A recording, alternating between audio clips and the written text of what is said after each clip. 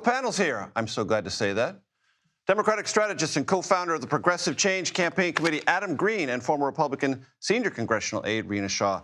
Adam, I'm glad to have you here. It's great to have you. Give me your readout on where things stand. Yes, it's a messaging thing for Democrats in the Senate and the House on the extended Obamacare subsidies. Do you think there's any resolution between now and next week? No. I think what you just said, what we thought we had here no longer exists. It was actually symbolic of people's health care in America. And like it was jarring for you, it will be more jarring for them when they lose their health care or have to pay $15,000 more for it. I think that will be the dominant message coming across by Democrats in the next election. That being said, in the Beltway, I would offer a critique of Democrats at this moment as well. You know, if you think back to— Which you're not shy about doing. Not shy about doing when it's warranted. And, you know, if you think about the huge leverage that Democrats had during the government shutdown, even Donald Trump admitting that Democrats were winning the fight, big election victories, right then. And Chuck Schumer allowed his caucus to pull the plug for the promise of a vote this week, which failed. So we really got nothing at our best moment of leverage during the entire Trump administration. And that's, you know, a pox on their house as well. Let me just put pressure on that a little bit. Should shutdowns be used for leverage? Yes. Okay. Rita, I'm sure you have thoughts. Lots of thoughts on that, because we saw a double flop in the Senate because it was Democrats essentially who missed that moment for that 3-year ACA extension. I mean, it bombing at what, 51-48? That's no good for them. Where's the next opening? And then, of course, Republicans also bombed too. There was that HSA swap that they had that cratered, and they needed something like 60 votes for that, of course. Which right? They both needed 60 votes, but the Democratic alternative got 4 Republicans to cross over, and the Republican idea had 1 Republican defection. So these are at the margins, but Democrats did a little bit better. Adam?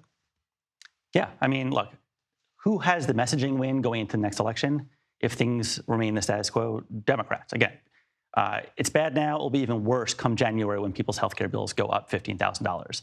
But again, I think when it comes to just leverage in D.C. Because, see, the numbers is what the Republicans didn't have together. And this was also kind of really inside baseball on that HSA swap cratering, because they didn't want it to be highlighted, right? What they really wanted is the Democrats to look silly. And now, in essence, what we're going to see is the average American family is going to pay something like over $800 a year more. That's a really big problem. I don't know how Republicans message this when there's plenty of time for Democrats to come back and say, this was all your fault. There's only 19 days left before December 31st. How does it get solved? I don't think so. What I see here is that both sides are posturing for the midterms instead of compromising. And then they're not paying attention to states like Indiana, where about 300,000 people rely on these kinds of plans. How are they going to explain it? Rena, we did not rehearse this during the break, but you just said Indiana. Thank you for saying that, because that sets up our next line of conversation, what happened or didn't happen in the Indiana Senate yesterday. Under extreme pressure from the President of the United States, the Vice President of the United States, the Indiana Senate said, no, we're not going to draw new congressional lines. We're not going to redistrict, and we're going to defy the White House. But in the part of that conversation, I want to play, if we can, control room, warn me if we can't, sound from Mike Gaskill, who's a member of the Senate Republican caucus in Indiana, using some pretty inflammatory language about what the stakes of this conversation were. Please, let's listen. These guys, I submit to you, have started a political war, and they intend to win. Do you have the will to fight back? You may not like the war analogies. I apologize if it offends anybody, but let me tell you, we've heard them talk about if you can't win your election on the merit of your ideals, you don't deserve to hold office. Look what the voters of Indiana have told the Democrat Party in recent years. But they're determined to win anyway. Do you have the will to stand in the gap and fight back? I'll submit to you even further, I'll double down on the war analogy. I'm going to submit to you that the second U.S. Civil War has already started. They're just fighting it with surrogates. The second U.S. Civil War has already started, Adam? I don't know about that. Let's hope not. But it says revisit the history. It's awful. You know, we're not used to having Republican on Republican or Republican on Trump action these days.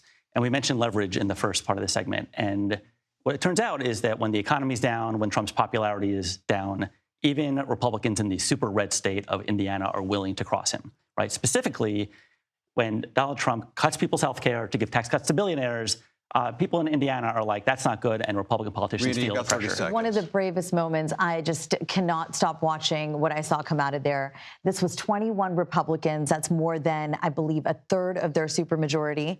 And those people joined 10 Dems to kill it. They shrugged off death threats, pipe bomb scares. Doxing. And even Trump's ex-rants, which vowed primary bloodbaths. That is no joke. I want people to understand that.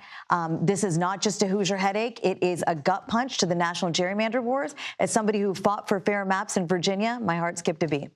Adam Green and Rena Shaw, thank you very, very much.